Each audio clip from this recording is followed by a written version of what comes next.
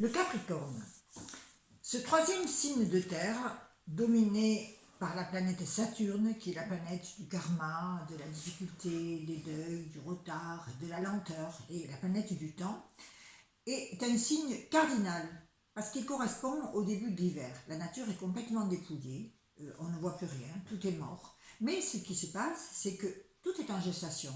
À l'intérieur de la Terre, il y a les forces qui se préparent et elles jailliront lorsque le printemps arrivera. Donc le Capricorne est un signe qui a des trésors cachés à l'intérieur de lui et qui se construit une barricade. C'est quelqu'un qui est très ambitieux, très responsable, des jeunes d'ailleurs, parce que c'est un vieux jeune et un jeune vieux. En général, avec les années, il se bonifie. Mais quand il est petit, si par exemple il est dans une famille restrictive, il ne faut pas lui dire deux fois, lui, qu'il est responsable, vous voyez, il le sait. Et très souvent, on va lui donner ce rôle de responsable dans la famille. C'est lui qui va s'occuper de tout le monde.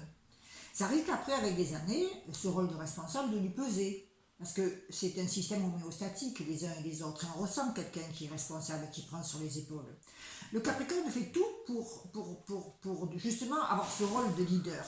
C'est quelqu'un qui va s'imposer, qui a beaucoup d'ambition, mais c'est une ambition qui n'est pas comme celle du lion qui arrive comme un conquistador, vous voyez, ou le bélier qui va foncer. Non, c'est une ambition secrète, c'est une ambition cachée. Par contre, le Capricorne, lui, le temps, ça lui fait pas peur. S'il doit avoir un travail qui doit s'effectuer même sur 30 ans, eh bien, il le fera. Ça va pas l'angoisser.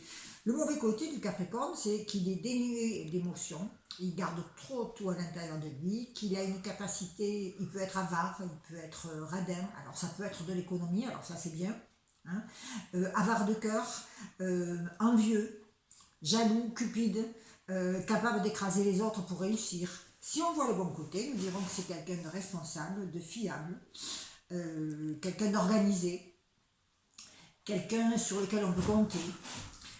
Il est très structuré, le Capricorne.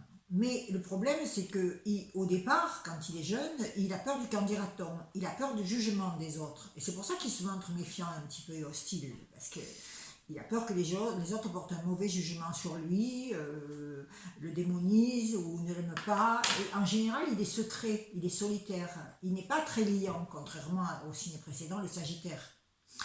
Il est...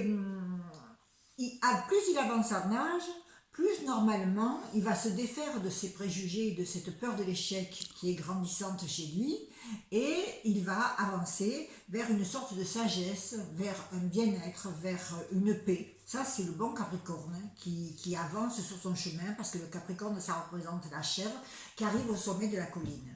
Donc, toute sa vie, c'est un trajet pour aller vers le dépouillement, pour aller vers la hauteur de lui-même. Mais ça peut être une hauteur basée uniquement sur le pouvoir matériel pour écraser les autres. Sauf si le Capricorne évolue, alors là, c'est pas pareil, il devient la sagesse personnifiée.